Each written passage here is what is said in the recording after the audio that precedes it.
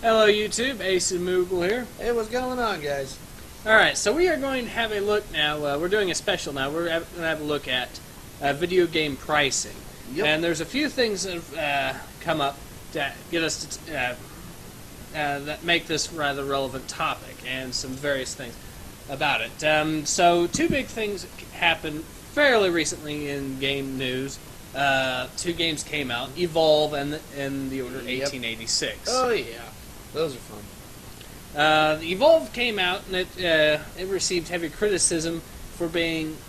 Some people have said that it's not a complete game, or that it's lacking some key features, or that it's a little bit short. And then, but then to top it off, they were talking about the DLC. Now, most of the DLC in that was actually skins and stuff like that. Yep. At release of, I think the stuff that they're talking about that's actually going to impact the game is later on. But the problem is, But the problem is, even still, all things considered, it wasn't. I'm not sure that the price was completely justified by what gamers got. And the Order 1886 was actually even more notorious about this, even though it didn't really have any DLC. It has the problem of being, at $60, a completely single-player experience. Yep. That's about 5 hours long, and a good portion of the time is spent either in cutscenes or just walking from point A to point B, not actually doing anything. So, it of course has received some heavy flack from reviewers. So we're actually going to talk about some of the other pricing models that video game companies have done, and what our opinions are on some of these. Okay, for a start, we're going to talk about Rise of Flight. We already mentioned it mentioned Ilya Muromets, the Russian patriotic game that we had a look at. God bless those Russians. Yeah, so we're going to actually have a look at the story here. So, you'll notice the price here. It can actually vary. You've got planes here like, say the... Alright, let's have a Pick one, man. They're all here somewhere. like the Foles D12 here. The Foles D12.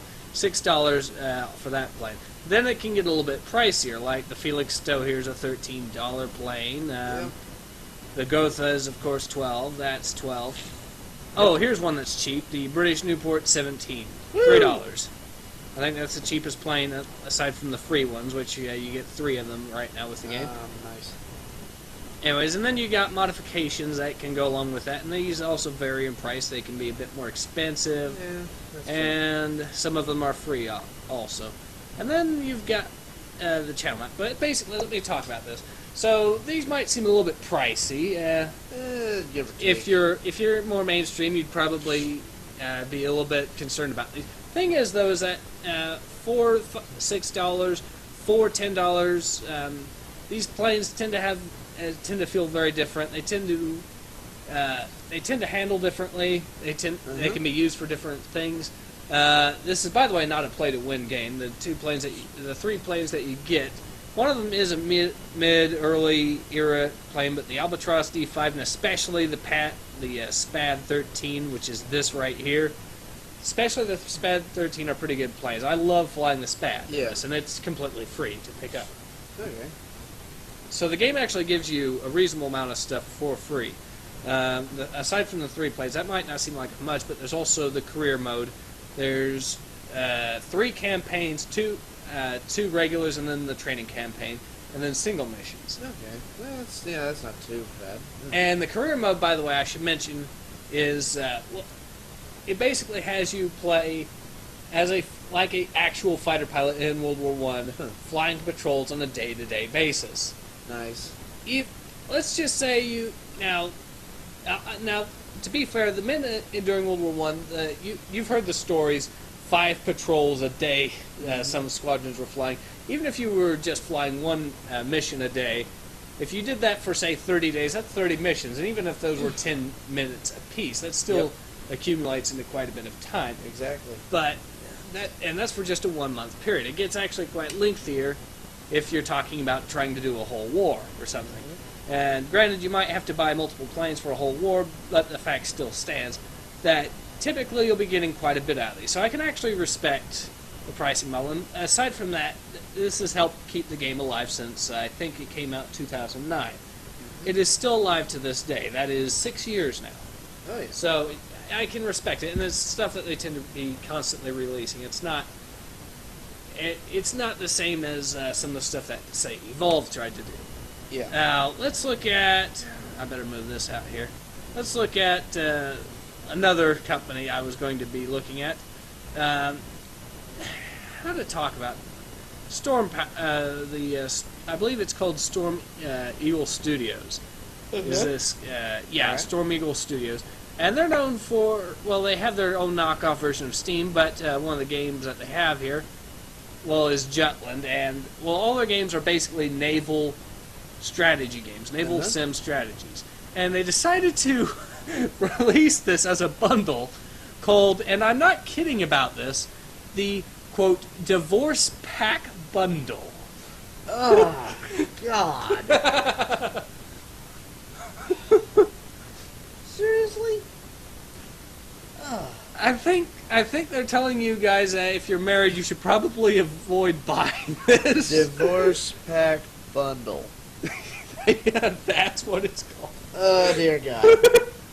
Oh, my God. And when they first started this thing, it was by no means cheap either. It's $150 for this pack. Son of a bitch. It's now 40% off, so it's now $90. Still. But, yes, still. It is expensive. God. But the thing about this one is that, in this case, Jutland, for example, is the only true World War I strategy game I've known of, and Distant Guns, which is about the Russo-Japanese War, is the only game about that war, period. Well, So it is an interesting perspective. yeah. And let's look at just how much stuff is in this. We'll actually look at the Jutland experience just to see how much, for some reason. Wow, I cannot read that. Oh, there it goes. Yeah, it's because I'm using I think it's probably because I'm using Google Chrome here instead of just using the Storm Eagle Studios' own Steam page here, or Steam program. All right. Yeah, I use anyways. But yeah, I think I know it adds I know there's a whole bunch of different. Okay. Yeah, Over 11. Okay, so it says over here, under here, over 1,140 World War I era ships. 1,140 ships, and that's God. $70. That's probably quite a bit of amount of time that you can Yeah. actually play that. I would say so, yeah. Here's the thing, guys, and why I'm bringing up time compared to, say, time with this and time with Rise of Flight so far, and I will be bringing it with other games, is that compared to, say, the Order 1886, which is right now only $10 cheaper than this, you're getting about 5 hours. With this thing, you're getting considerably more time. Okay. Considerably more time. And even though this game, I think, came out originally in 2006, so yeah, it's got some dated graphics and stuff like that. Maybe they should lower the price a little bit more than they have. Hell yeah.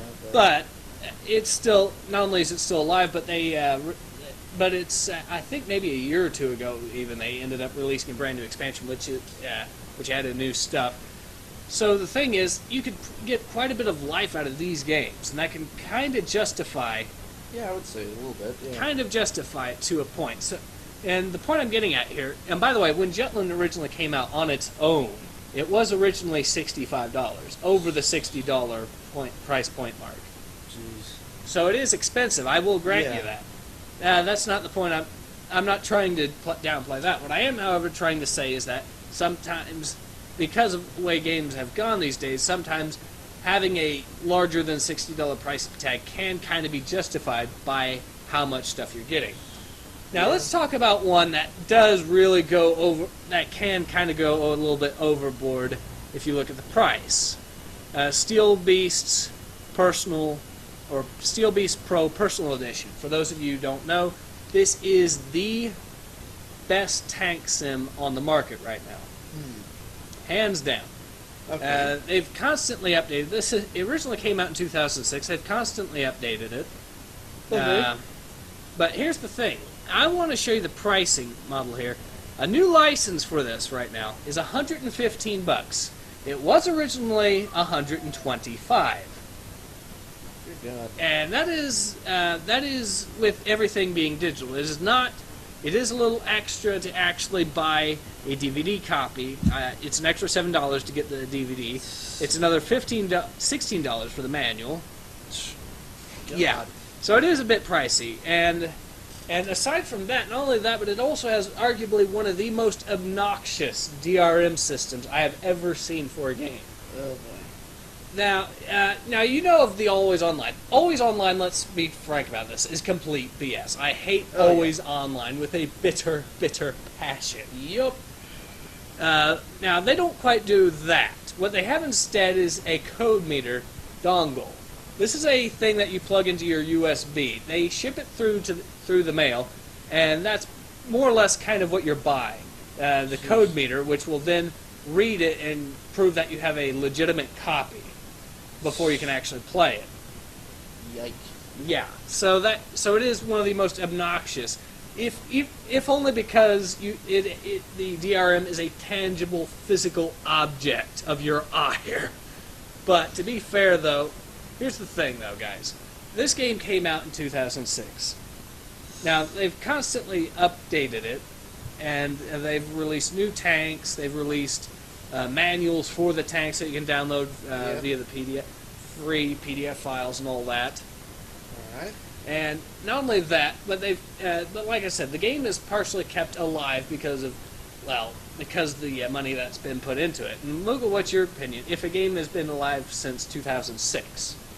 Well, I mean, there's nothing wrong with the game being alive since 2006. I mean, like look at like World of Warcraft. It's been around for, I mean, what? Probably even before I graduated high school. I mean, probably like right there at 2000, what about 2000 mark, somewhere there? Yeah, I think so. The thing with that, though, is that it asks you to spend maybe $15 a month. So if you had it for 12 months, actually if you had it for 10 months, that's $150 then. Yeah. And that's already more expensive than this thing. That's true. But at least with that, I mean, the game has been around for a very long time, but like this, with only being, out for, what is this now, about 9 years? 9 years? Whatever, but yeah, it could be brought back a little bit on the price would be nice. Well, they do discounts every now and then. I was able to actually pick up my copy for Nice. $75. Oh, nice. So, yeah. The thing is, though, guys, compare this to, say, Call of Duty, which sells $60 every time, and it's a yearly release. Even if you're looking at without buying the all the maps and all that stuff, you're going to find that it's going to, in 2 years' time, pretty much be the same as this. Yep. And in 4 years' time, it's going... Well, obviously, in 4 years, it's going to be double it. But anyways, if you had spent all your money trying to buy Call of Duty games, you were going to essentially spend a fortune. Whereas this, you can buy the game $150, $15, and it would last you for quite a while. Now the thing is, I should be very clear about this. They had when they went from the 2.6 version of the game to 3.0s, you had to renew the license. That was another $40, which I ended up having to spend already. But the thing is, they had it since 2006, and they only did this in and I believe they did this in 2014 or 2013, that they finally released 3.0. Yikes. That long?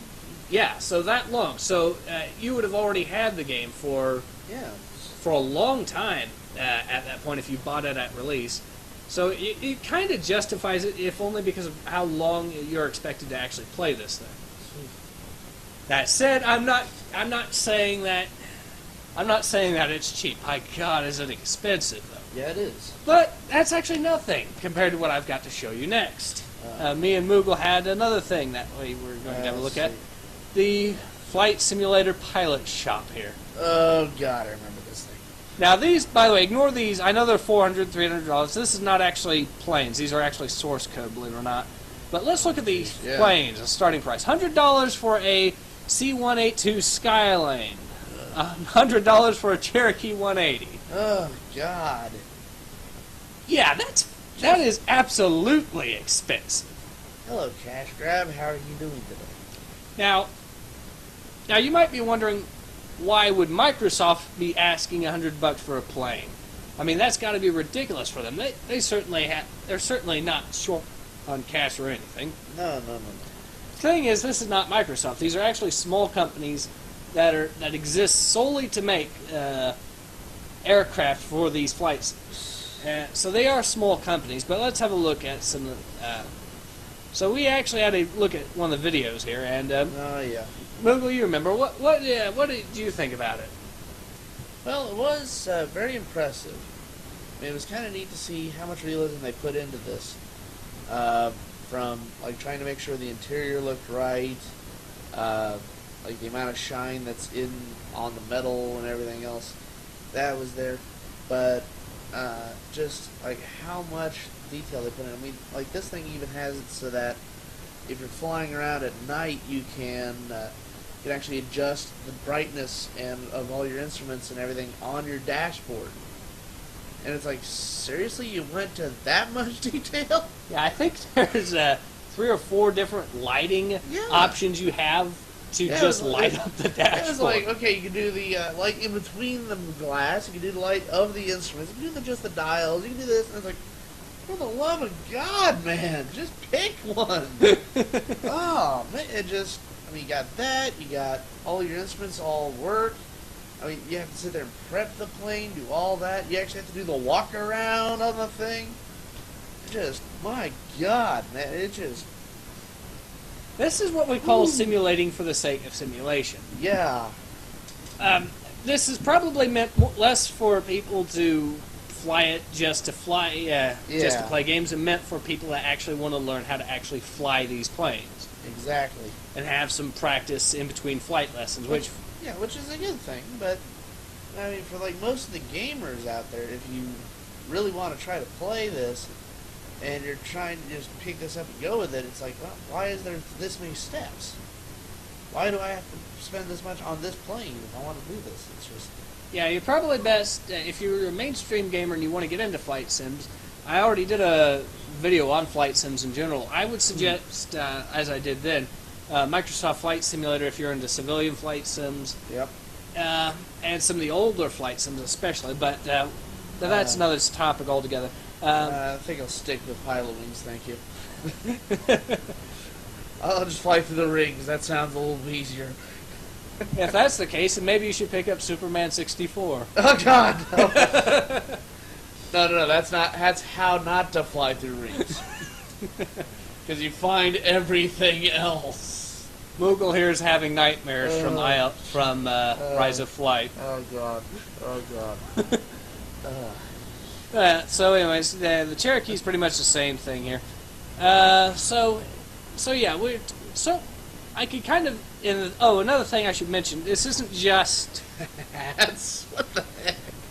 Sorry, just go ahead. This, by the way, these aircraft models are not just the aircraft themselves. They also come with something called AccuSim in this case, which is they actually made their own engine, their own modified game engine to put into Microsoft Flight Simulator, just to make them work properly. Okay, well that makes a little more sense. Yeah, you are, and I think that's part of the reason why it's bundled and it's this expensive. Yeah, I mean, if they had to rebuild an entire engine just to go up and make this all work, the way they wanted it, yeah, okay, I'll say, yeah, they put in the extra time and money to go for it. Alright. Well, it is expensive, but it's not meant for the standard gaming audience, ultimately. No. Let's look at a DLC system I don't completely agree with, that of DCS World here. Now, for those of you who don't... Oh, yeah. By the way, Moogle, it's actually going to be more now because they released a brand new module for it. Oh, come on. Yes, they did that. Alright, so DCS World. I already spoken a little bit about this again in the Flight Sim video that I had before, although I didn't really show much game footage, I don't think I even showed any game footage. Sorry, fighting a slight bit of sinuses. Alright, so the idea that they had behind this, now, in theory, the idea is actually brilliant. It's just that the way that they try to market it on Steam here isn't that well done. The idea is this. Instead of having a whole bunch of separate games, why not have all the games work on a single engine and make them all cross-compatible? You have a guy that is playing a simulation that has him flying an A-10, playing alongside a guy that has a flight sim that's letting him fly the Black Shark helicopter. Completely different games. Yep. But playing the same in multiplayer. That's actually an awesome idea, isn't it? Oh yeah. Get some excellent co-op there or something. So yeah, but the problem is all these games are considered DLC according to Steam. Now, a lot of gamers think it's a good idea to talk when they think of DLC that they're not getting the complete experience if they're not buying all the DLC. But the problem is all these are supposed to be separate games for the most part.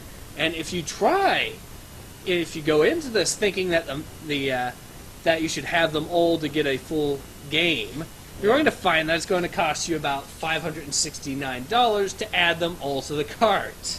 I think I'd rather just buy a PS4 at that point. Yeah. God. I mean, this is expensive, but here's the thing, though.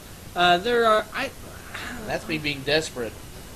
Here's the thing, though. Let's count them. 1, 2, 3, 4, 5, 6, 7, 8, 9, 10, 11, 12, 13, 14, 15, 16, 17. Okay, so there's 17 bits of DLC, essentially considered separate games.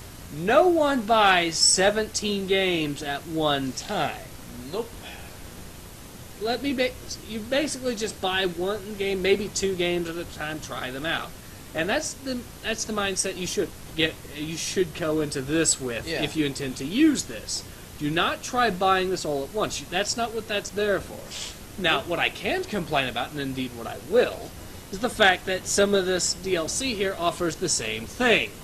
The F-15C here, the SU-25, the A-10A, and the SU-27, all of these things can be found in Flaming Cliffs, along with some more stuff. So you could simply just buy Flaming Cliffs and you could just skip, I think, those 4 DLC right there. Jeez. But the game doesn't quite register that on Steam here, and that's actually a big problem. So if you're new to how DCS World works and you try doing this, you're spending $40 more than you should here. Yeah. Anyways, and to be fair, some of the other DLC, some of the other game modules here aren't really that well justified in their price either. Like P-51D Mustang here, when it came out, it had no other planes from its era, nothing else from its era. So there was basically very little point in picking it up at release because there was just so little actually pitted against justifiably. Now it might be kind of justified. I haven't tried it out really to tell you.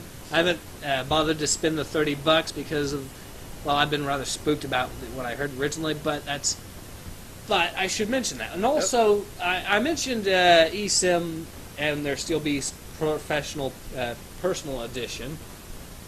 That's a fun one to say. I mentioned them for the DRM. This thing also has DRM too. It has a limited activation DRM on top of the Steam already. Oh, God. Are you guys kidding me? Oh. Now, how that works, for those of you who don't know, is you have a limited activations, I think 5 of them. 5 activations for whatever game or module you pick up for DCS World, and after that you have to request more. Now, to be fair, you aren't probably going to use all 5 of them, but the way it works is if you change computers, you will have to use another activation. Yep. If you change, and this is the worst part, change your graphics card, you have to get a new activation, and that can be a problem if you're looking to upgrade. Yikes. Yeah. Let's talk about another game. One of the other free to plays, but this one built from the ground up to do microtransactions. World of Tanks. Now I kind of do like World of Tanks. I really like World of Tanks. Let me make that very clear. The pricing system for a free, if you can spend absolutely nothing on World of Tanks and have a load of fun with it. Yep. You can get all the way to Tier 10. In fact, you cannot buy anything. You cannot buy your way into Tier 10. You have to earn it. Let's be very clear on that. So, and I'm only at tier 6 right now myself, anyways, with one of my tanks. So, anyways, pricing model here can vary. I mean, the T2s and the T15s here, $6, $7, that's reasonable, I'd say, wouldn't you agree? I would say so, yeah. Yeah, so, yeah, and then $10, well, this is a tier 5 heavy. Yeah, alright. It's not whatever. too terrible. I mean, you can spend quite a bit of time with this. But then you get to these, like the tier 8 low heavies. $55 for a tank. Oh, for the love of God. Now, I like World of Tanks a lot. Let me be, like I said, I do. But $55 for a tank? Are you crazy? Oh, jeez. That's ridiculous. And some of you are now thinking, well, this must be play to win. Well, actually, no, it's not pay to win, because the way it works is these premium tanks, as they're called, are not usually the best tanks around for that tier by far. They're better than stock tanks, than the tanks without all the upgrades in its tier, but they are almost always worse than fully upgraded equivalents. Okay. So, but the advantage that you get with them is that you can basically train your crews, which means if you've got a heavy tank crew and you want to train your crew rather quickly to be able to work on multiple, then switch them off to another tank, you use a premium tank. They get extra XP when they train in that tank. So that I can understand. It's the pricing of these tanks that can get to you. Right. The premium accounts I haven't really bothered too much with. I have the in-game gold system as it stands. It doesn't seem unreasonable to me, to be fair, Alright. because well, they are fairly generous on giving you what you need at the start, anyways. Enough garage space to get a decent number of tanks, enough barrack space. You might have to spend a little bit if you really must, if there's some tanks that you really want to keep. Like I wanted, of course, to keep my my French BDR, and I plan on keeping my ARL 44. So I'm going to keep those. So I did indeed expand the space. But you see my point here. The game itself is great. Let's look at Supremacy 1914. And oh boy, you're going to have fun with this. Oh boy. Now, I again like Supremacy 1914. It is a fun game. I haven't spent that much time in it. Notice that my rank is still in the sergeants or so. Okay. But here's the thing. It kind of is pay to win to a point, although it can be expensive to do it. The way it works, and really there doesn't seem to be that much point in actually putting the money in. Because as soon as you win a match, the gold that you put into it's gone for good. You can't get the gold back. If you lose the match, you can't get the gold back. And the way it works is it's a typical game of speed up the progress of building stuff. But this is a multiplayer game over the internet. So when its sole purpose is multiplayer, you kind of do want to have a game that can take some time to actually do things. Yeah.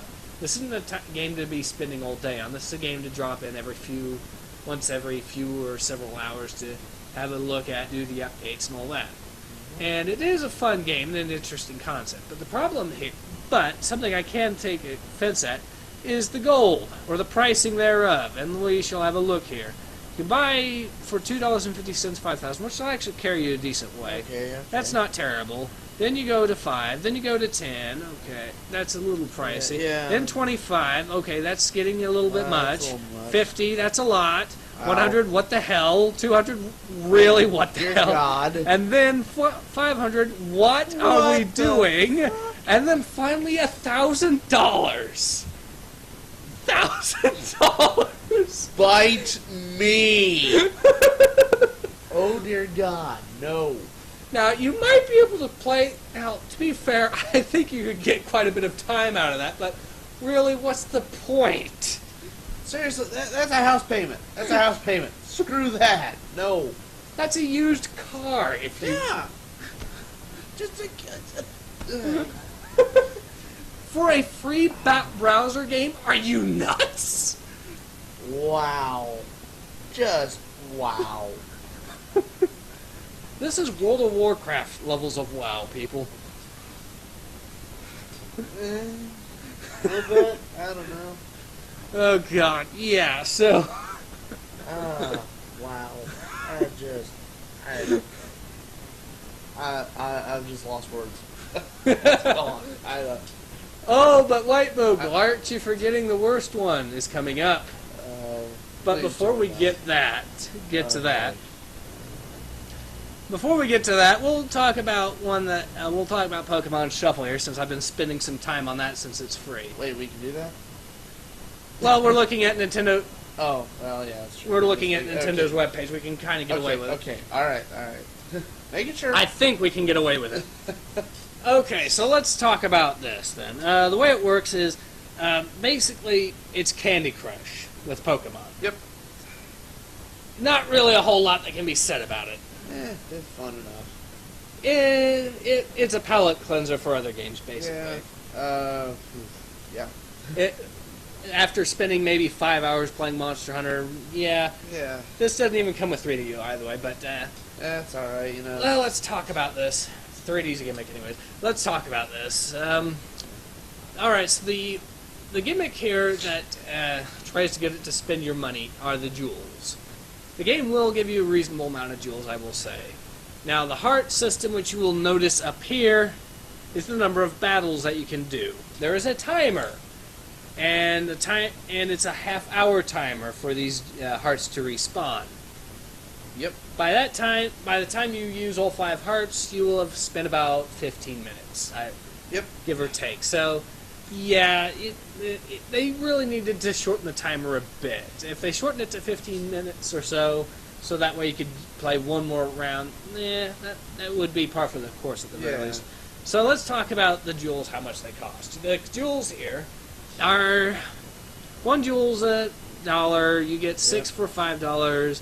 12 for 9, which is okay.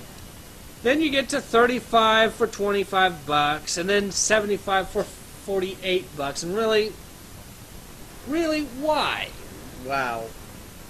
Granted, it's nowhere near as bad as what Supremacy 1914 was. Yeah, but wow. Can ask, but that's a little bit much for this. Yeah. And especially. Yeah, It is. Wow. Now, to be fair, I did some math too. 6 jewels, which is the $5. I actually did math on that. That gets you 38 battles. Yeah. Yes, you can go over the 5 heart mark, but you don't get the respawn timer until you get under 5. Now, the 38 battles at 15 minutes for 5 is the math I did. You would be spending just under 2 hours doing those battles. Yeah. And that before you would run out, basically. And that's without the timer factoring in. So, it's for doable. $5, well, the Doable, problem but is it's still pricey. yeah, a little bit. Yeah. I would say there's probably no real. I would say don't spend your money on this. Of course, you can play it for free, and you probably would have fun playing it for free. Yep. It's all right That's for what free. I've been doing. But don't spend money on it. No. Don't. Just don't. Yeah. Don't even spend money. Don't spend money much on Supremacy 1914. By the way, they have a way to earn the gold coins without actually spending money. Yeah. Which is to, I think. Let's have a look at it here. Earn gold marks here. Yeah. All right, so you can earn it by going to these here and Rating the game. rating the game. Yeah. Which, of course, Supremacy 1940 is a fun game. So you rate it, and you get some gold marks, and eventually you might be able to upgrade something. But let's talk about... But every video game video, when we're talking about pricing, needs to have an extreme. Something that's completely ridiculous. Something for shock value and for comedic value. I remember this. Behold! Here it goes. Let's talk about Lockheed Martin's Prepare 3D, a flight sim by Lockheed Martin, by the way. Yeah. So let's talk about the prices here. You can get the professional license for $200, which is expensive. These developer licenses, well, they're to make stuff for it, not to. Yeah. I think.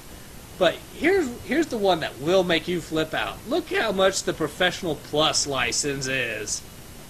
And there's the house down payment.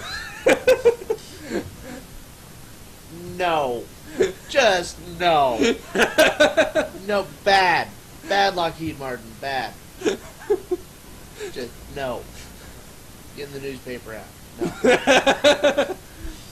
Bop you on the head. No. I mean, I get that this is made for the military and that this is made to train, but $2,300? Are you nuts? Oh. Who thought up this idea? This is... Who? Wow. And you want to know what the punchline on it? There is a punchline, and this is not it. Okay. All right, so let's look at the license comparison here. What everything comes with, and it has a green check mark here, or actually it's a blue check mark. My bad. And it has a red X for things it doesn't have. The thing is, none of them are for personal consumer entertainment. You will not have fun playing our $2,300 game.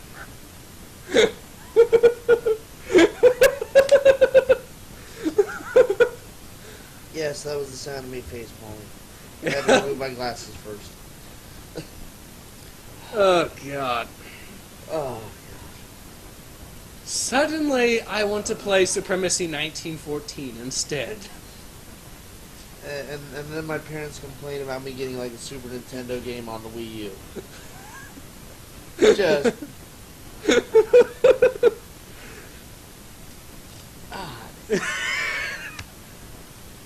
That is a quarter of my budget to even try to get that. Yes. And I mean, like, by quarter of the budget, I mean, like, 3 months of my paycheck just to do that. Nope, not happening.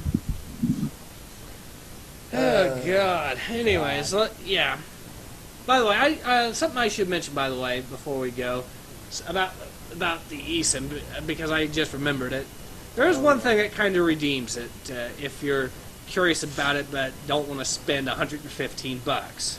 You can do a subscription plan, temporary subscription plan, just to test it out. Now, a month for $10, that's actually a pretty good deal, I'd say. That's actually cheaper than World of Warcraft right there. Yes, it is, and it actually gives you an idea to see what it's like before you want to spend the money. Yep. The real money, we'll say. Yep. So I could actually, I can see that they're trying to get an audience here to a point. So ultimately, yeah. There is one more I can mention, a game I can mention, which I will. Hello, And- DCS World. How are you doing? Not enough for the amount that they're asking. Oh God. Let's talk about Crusader Kings II, since we. Here it comes. Now we all have talked. Now everyone's complained about Evolve, and yeah, that it is true. You can complain about it. There's a lot to complain about there. And let's talk about how much DLC is in this. I believe I counted that there's 52, 53 DLC things here, Good and it's Lord. $200. Now that is quite a bit, yes. Most of it you do not need. I think there's maybe 6 or 7 expansions, and you can get the complete game experience with that. Songs of Yuletide. I didn't even realize it was there. Yep, then that's actually free. Oh, I have to get that after this. Yep. Anyways, but yeah, so most of it, so like I said, there's maybe, I think there's somewhere between 6 to 8 expansions right now.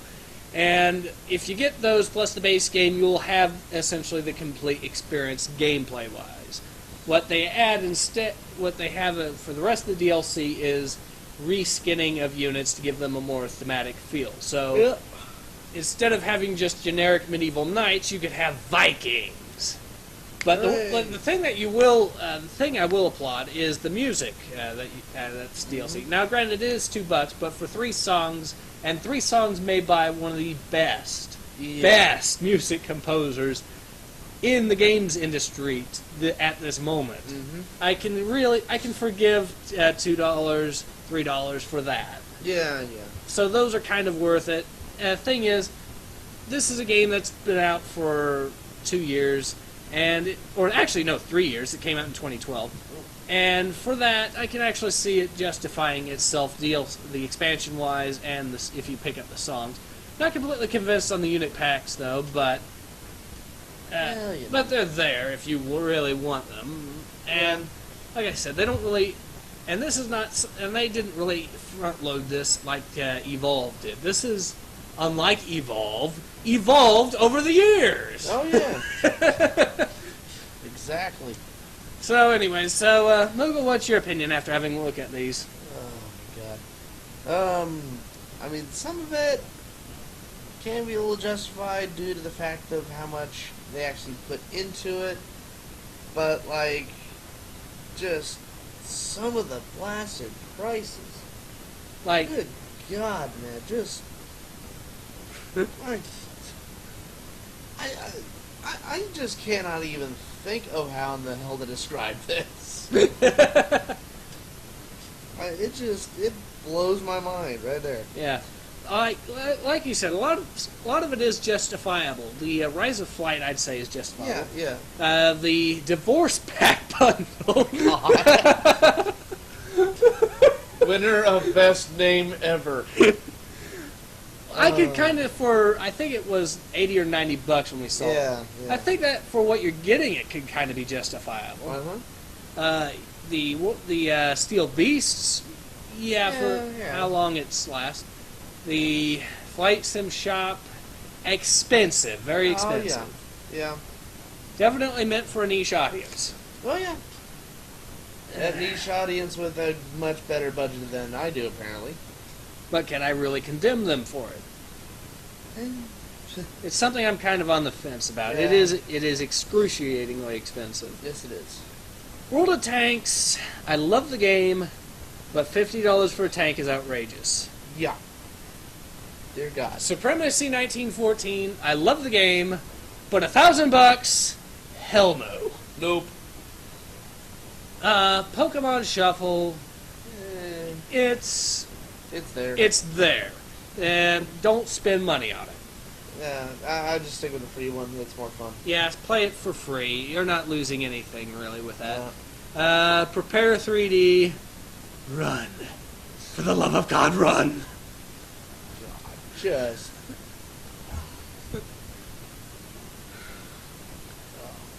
Like I said, for the most part, a lot of these I will say are at least certainly more justifiable than Evolve or the Order 1886. Yeah. But They're also, I would even go as far as to say that they're more justifiable than even what you. Don't make me say it. They're more justifiable than good games like Call of Duty. you had to go there. I know. If only because Call of Duty is a yearly release and full of map packs. Yeah. Ugh. I feel dirty. Even dirtier than Superman 64.